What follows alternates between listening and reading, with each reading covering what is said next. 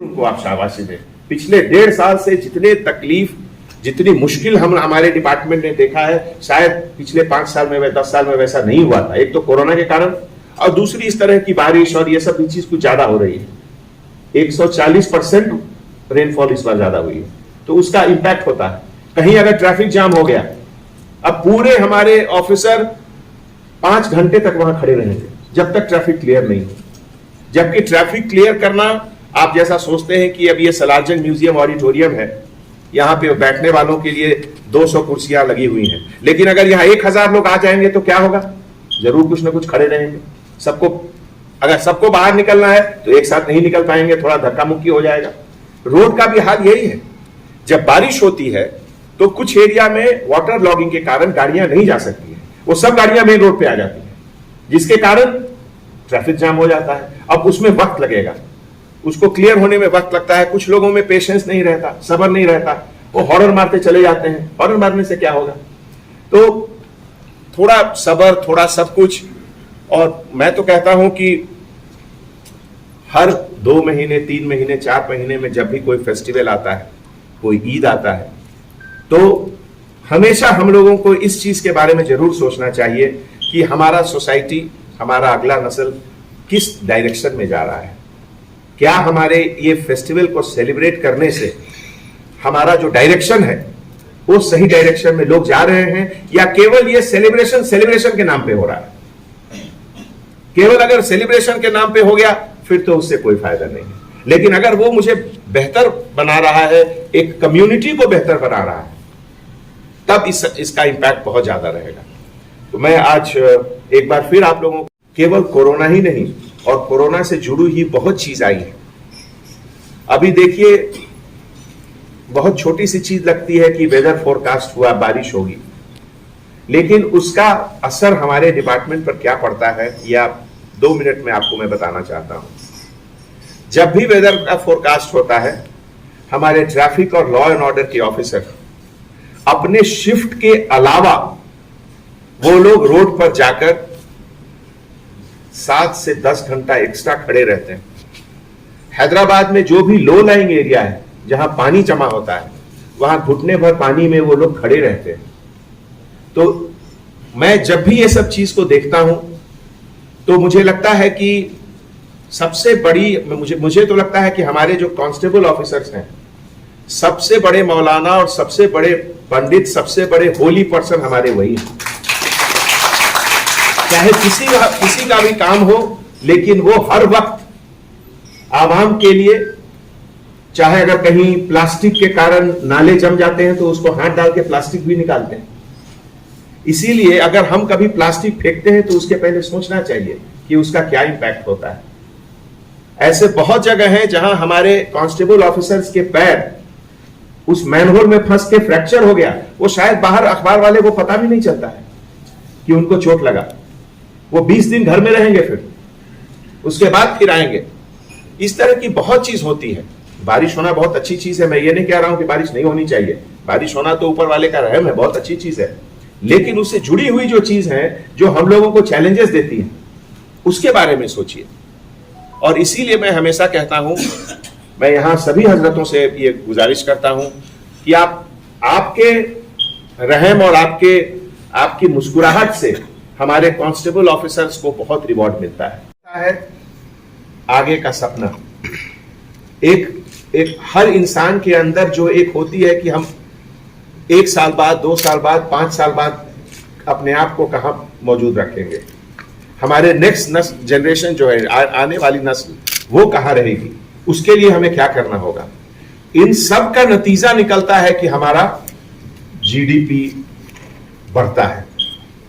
और इसीलिए हैदराबाद, अगर आज जब भी आप अखबार उलट के देखिए, तो अभी शमशाबाद से थोड़ी से एक आगे जगह है जहां अमेजन ने 500 एकड़ जमीन लिया है। वो वर्ल्ड का सबसे बड़ा स्टोरेज सेंटर रहेगा। कितनी टन की वहां सामान की स्टोरेज रहेगी, आप अंदाजा नहीं लगा सकते। अपने आप में एक शहर रहेगा वो। ये सब चीज अगर यहां हो रही है तो इसमें आपका हर एक हैदराबादियों का कंट्रीब्यूशन है। और उसके पीछे आज जो आप लोगों ने नारा लगाया हिंदुस्तान का, हमारी ताकत वही है और इसीलिए हम आगे बढ़ रहे हैं। दोस्तों, हर मजहब में नबी हुए, हिंदू में उसे अवतार कहते हैं कुछ लोग, उनके जन्मदिन, बर्थडे के सेलिब्रेशन का एक सिलसिला रहता है। सिलसिला का सबसे पहला कारण तो कि हम लोग सबको खुशी होती है कि आज का दिन इस दुनिया में नबी आए थे। उसके साथ जुड़ा हुआ एक और चीज रहता है। आज मैं सुन रहा था तकरीर में, कितनी अच्छी अच्छी बातें हो रही थी कि 40 घर दाहिने, 40 बाएं, 40 आगे, 40 पीछे। अगर इस चीज को सही और हर इंसान इसको फॉलो करे तो हिंदुस्तान में गरीबी कभी रह ही नहीं सकती। कितनी बड़ी बात है ये, कितनी बड़ी बात है। और हजरत ने फरमाया कि फास्टिंग के समय भी, रोजे में तीसरे दिन भी, न जानते हुए कि कौन है वो, लेकिन अपने रोजे का खाने का सामान उनको दे दिए। इससे बड़ी चीज और क्या हो सकती है। इन सब चीजों को केवल मिलादुल नबी के समय चर्चा करना नहीं, हर वक्त हर दिन इसका चर्चा होना चाहिए।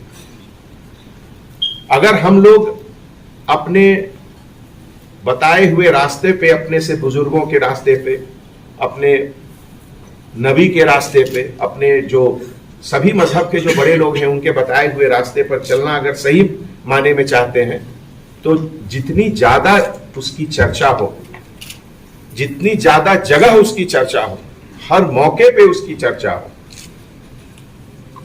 चाहे वो कुरान पढ़ने का बात हो, चाहे वो गीता पढ़ने का बात हो, पढ़ने से ज्यादा जरूरत है हम उसको अपने जिंदगी में कहां तक अमल लाते हैं। बहुत बहुत बड़ी चीज है। और इसीलिए मैं यहां जब भी आता हूं तो हमारे हजरतों के कंपनी में अपने आप को इतना मैं खुश नसीब पाता हूं कि हर बार कुछ न कुछ सीख कर यहां से जाता हूं। और हर इंसान के अंदर यही कोशिश रहनी चाहिए कि हर मिलादुल नबी में और अगले मिलादुल नबी के बीच में ऐसी कौन कौन सी चीज है जिसमें मुझे कोशिश करनी चाहिए अपने आप को एक बेहतर इंसान बनाने का।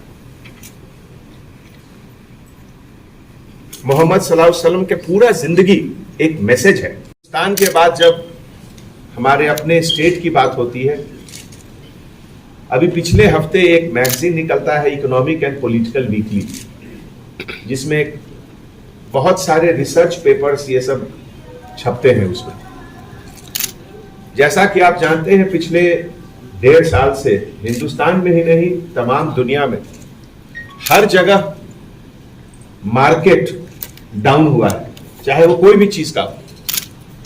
हर चीज की बिक्री कम हुई है। बड़ी बड़ी कंपनियों की, जिसे कहते हैं, बिल्कुल हालत खराब है सबका। बहुत सारे देश, स्टेट का भी हालत खराब है।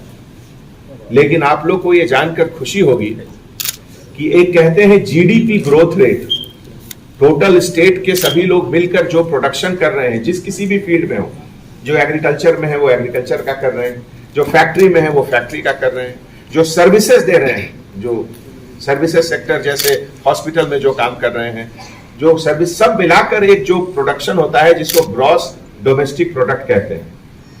तेलंगाना का जीडीपी पिछले 1 साल में 12% ग्रोथ रेट रहा है, जो कि हिंदुस्तान में नंबर 1 है। बड़े बड़े स्टेट जिनके बारे में और जिनके मॉडल के बारे में बहुत चर्चाएं होती थी, उनका ग्रोथ रेट 2%, 3%, 4%, और हमारे तेलंगाना का 12%।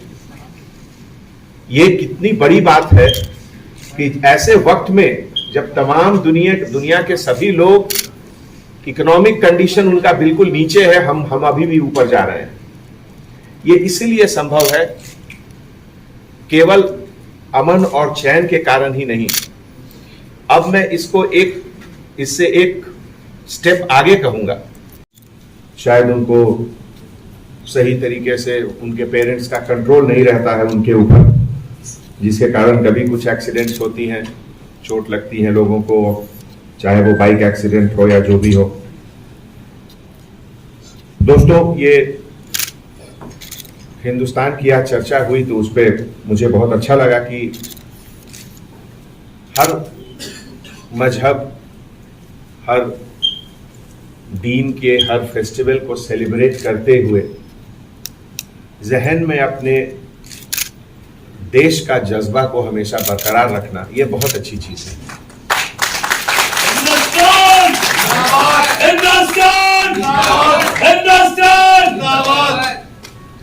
हिंदुस्तान की खूबसूरती यही है, दुनिया में शायद ही कोई देश है जहां इतने किस्म के लैंग्वेज बोले जाते होंगे।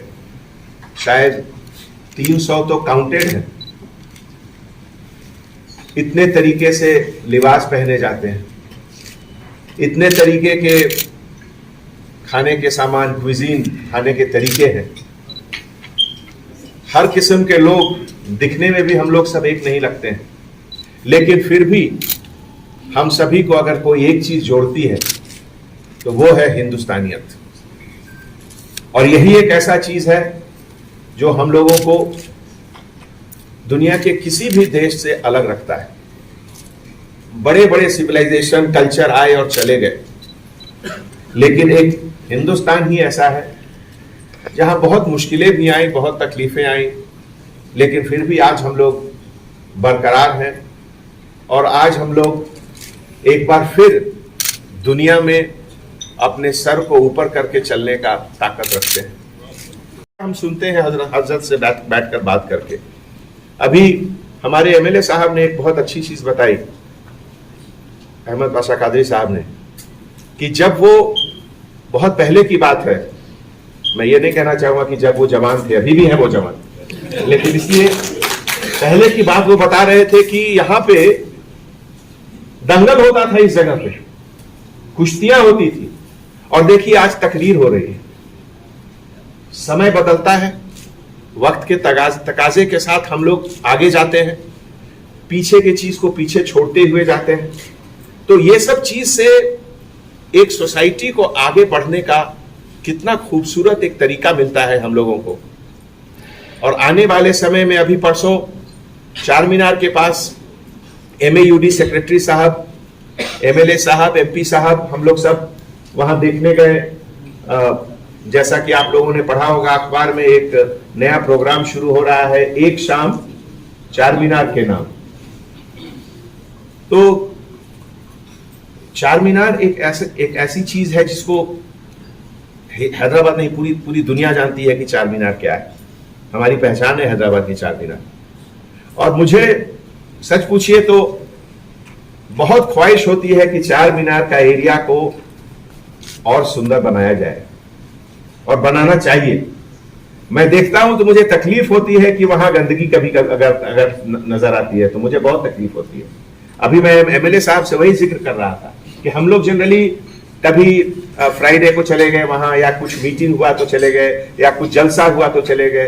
उतनी सुबह बहुत कम जाते हैं हम लोग, लेकिन उस दिन गए तो कुछ अच्छा भी लगा, कुछ अच्छा नहीं भी लगा। इसीलिए मैं MLA साहब से दरख्वास्त करता हूं कि ये सब चीज तो आप ही लोग करा सकते हैं, और मुझे पूरा यकीन है कि ये जरूर मिलकर करेंगे आप लोग। दूसरी चीज है हमारे पुलिस डिपार्टमेंट के बारे में। आज हमारे यहाँ सभी ऑफिसर नहीं, लेकिन जो भी ऑफिसर मौजूद हैं उनके बारे में मैं कहना चाहूंगा। दोस्तों, पिछले